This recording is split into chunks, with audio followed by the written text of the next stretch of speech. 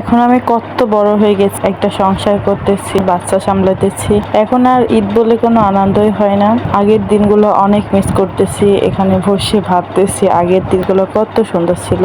আগে নিজে সকালে গোসল করে নিজে রেডি হয়ে ঈদগাতে যেতাম, তখন একটা আনন্দই ছিল আলাদা। আবার যখন একটু বড় হলাম তখন আমরা সবাই মিলে ঘুরতে যেতাম বিকেলের দিকে। এখন যেন মনে হয় কোনো আনন্দই নেই, সবকিছু অনেক পাল্টে গেছে, অনেক মিস করতেছি সবকিছু। এত তাড়াতাড়ি কেন যে বড় হয়ে গেলাম, আসলে বড় হয়নি, বিয়ের পরেই বড় হয়ে গেছে অনেক দায়িত্ব।